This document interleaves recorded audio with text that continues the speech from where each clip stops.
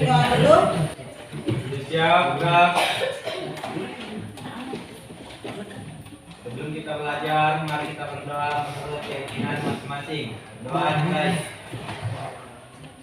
Doa selesai. Saya absen dulu ya. Mas Birani, Michael, Hadir, Bu. Mama Isan, Hadir, Bu. Muhammad Asri Jaya. Hadir, Bu. Satu orang yang tidak hadir ya.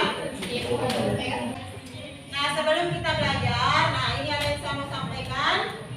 Belajar tidak dicapai secara kebetulan. Nah, karena itu harus kita lakukan dengan penuh semangat dan ketekunan. Jadi tidak ada orang sukses ya, tidak ada orang yang sukses secara kebetulan. Semua harus penuh dengan semangat dan kerja keras. Apa yang kita pelajari minggu lalu? Dampak dan cara mengatasi inflasi. Dampak dan cara mengatasi inflasi. Masih ingat ternyata ya, artinya boleh kita lanjut ke materi selanjutnya. Nah, ini dia yang akan kita pelajari hari ini. Jadi melalui pendekatan saintifik atau dengan model pembelajaran project based learning, siswa diharapkan dapat menjelaskan pengertian permintaan dan penawaran uang. Jadi yang pertama, pengertian permintaan dan penawaran uang. Kemudian menganalisis faktor yang mempengaruhi permintaan dan penawaran uang. Yang kedua, nah selanjutnya mempublikasikan hasil diskusi tentang permintaan dan penawaran uang dalam bentuk laporan sederhana atau seperti yang kemarin kita buat poster ya. Nah, jadi ini ada 3 tujuan pembelajaran yang akan kita capai pada pertemuan ini. Laporan sederhananya ini saya minta kalian bikin dalam bentuk poster. Nah, sebelum kita bahas sampai ke permintaan dan penawaran uang, kita nonton dulu ini ya, tentang apa yang dibahas di Bank Sentral. Bisa ya? Oke. Sekarang silakan dilihat baik-baik, kemudian nanti saya akan ada pertanyaan tentang video ya. Pernah nggak sih kalian bertanya-tanya kenapa Bank Indonesia nggak cetak uang sebanyak-banyaknya? Dibanding ke orang-orang, semuanya pada mampu, bisa beli rumah, beli mobil, dan Indonesia nggak perlu utang lagi ke luar negeri. Tak dulu so. Bank Indonesia sebagai bank sentral. Oke. Apa tadi yang katakan? Kenapa Bank Indonesia tidak cetak uang sebanyak-banyaknya? Yang pertama, kita ketahui bahwa Indonesia punya hutang luar negeri yang ribuan triliun ya, banyak sekali hutangnya Indonesia. Dan kita semua sebagai generasi penerus bertugas membantu pemerintah membayar hutang. Kalau kalian pernah tidak berpikir kenapa tidak dicetak saja uang sebanyak-banyaknya biar bisa dipakai bayar hutang? Pernah. Kira-kira kenapa tidak dicetak? Nah, untuk menjawab itu kita lanjut dulu videonya ya. Emang sih memiliki kewenangan untuk mencetak dan mengedarkan uang sebagai alat pembayaran, tapi bukan berarti bisa mencetak uang sebanyak-banyaknya tanpa adanya perhitungan. Soalnya tugas Bank Indonesia adalah menjaga kestabilan sistem keuangan. Maksudnya apa nih, Sob? Gue jelasin ya. Jadi, barang-barang yang sering kita beli di pasar itu harganya dipengaruhi dari jumlah permintaan dan juga jumlah persediaan barang yang ada. Itu ada teorinya. Namanya supply and demand. Kemudian, seperti tadi pertanyaan yang pertama, kenapa Bank Indonesia tidak mencetak saja uang sebanyak-banyaknya? Sudah dapat jawabannya? Sudah. Siapa yang sudah dapat tadi jawabannya? Apa? Kenapa atau apa alasannya Bank Indonesia tidak mencetak uang sebanyak-banyaknya? Karena semakin dicetak banyak, semakin naik harga barang. Semakin dicetak uang, semakin naik harga barang. Jadi yang Anda sekalian, jangan mengukur kesejahteraan dengan uang. Ya, nanti. Sebelum kita lanjut ada pertanyaan? Silakan. Umi Ramadana. Bagaimana bentuk kurva permintaan dan penawaran? Oke. Dari kurva tersebut tampak bahwa pada saat pendapatan sebesar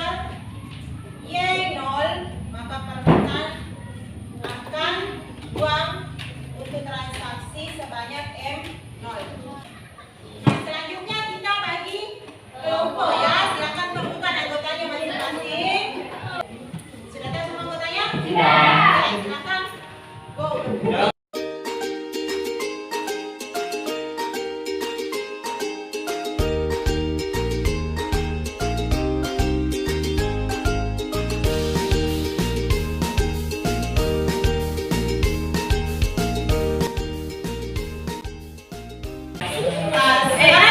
sudah berkumpul semuanya kelompoknya ya?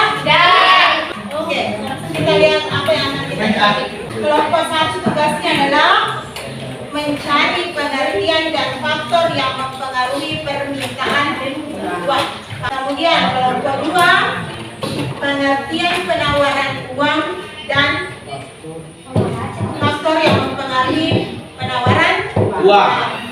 Kemudian kelompok 3, pengertian permintaan uang dan faktor yang mempengaruhi permintaan uang. Kelompok 4, ada kelompok 4, pengertian penawaran uang dan faktor yang mempengaruhi penawaran uang. Selanjutnya, masing-masing perwakilan kelompok ambil dari KPD dan masuk ke kelompok.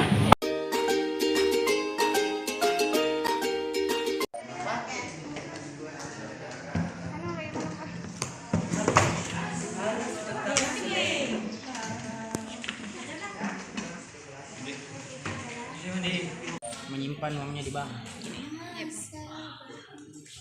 Buram juga kalau di sini. Uang toh diikat suku bunga rendah.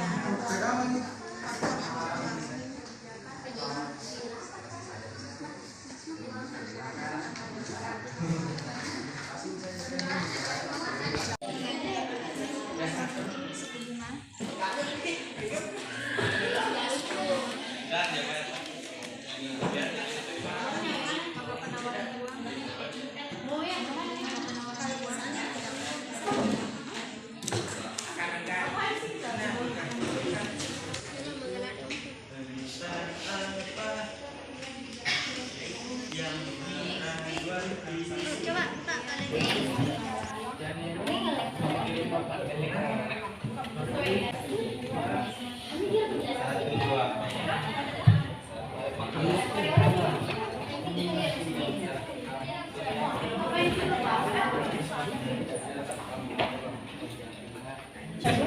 Baik, anak-anak sekalian kita lanjut ya.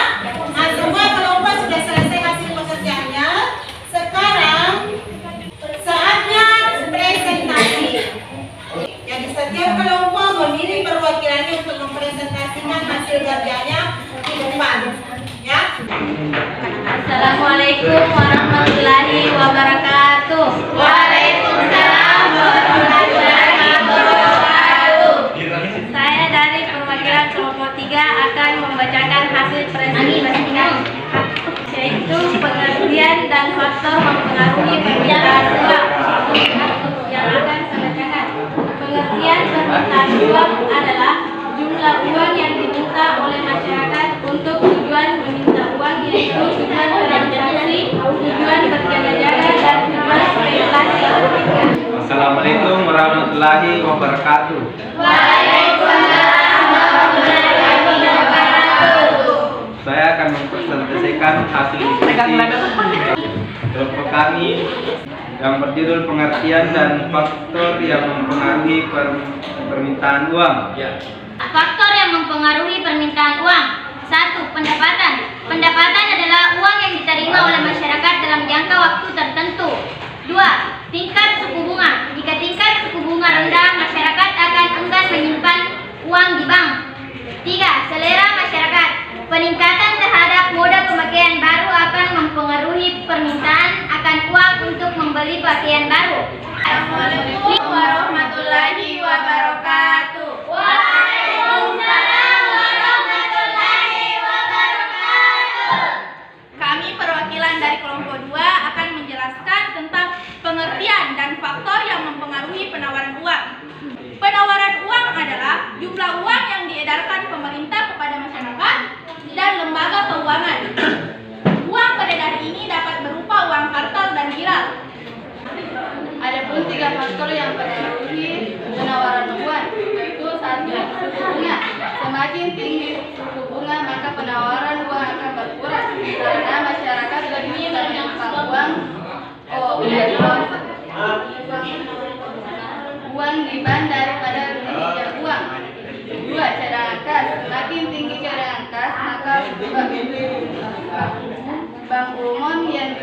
maka penawaran uang akan berkurang. 3. Kebijakan pasar terbuka. Kebijakan pasar terbuka adalah kebijakan pemerintah dalam hal surat berharga pemerintah. Apa yang akan berlaku apabila penawaran uang bertambah? Apa yang akan berlaku apabila penawaran uang bertambah? Apa yang akan terjadi ketika penawaran uang meningkat? Telah diterangkan bahwa apabila penawaran uang meningkat, maka tingkat bunga akan turun, investasi akan meningkat, dan sebagai akibatnya pengeluaran agregat juga akan meningkat. Terima kasih.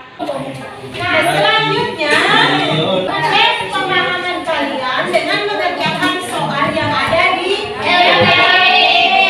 Nah, ini ya, di LKPD kan halaman terakhir itu ada soal 5 nomor. Silakan dikerjakan dari sekarang. Saya kasih waktu 5 menit.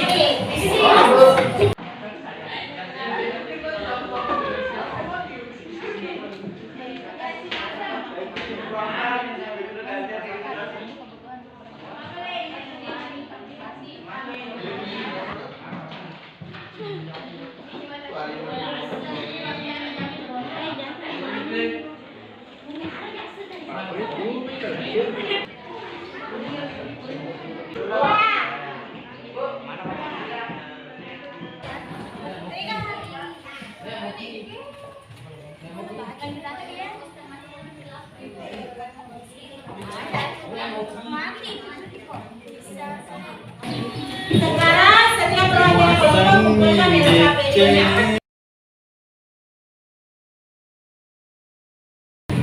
Selanjutnya, siapa yang bisa tarik kesimpulan pembelajaran kita hari ini? Oke, silakan.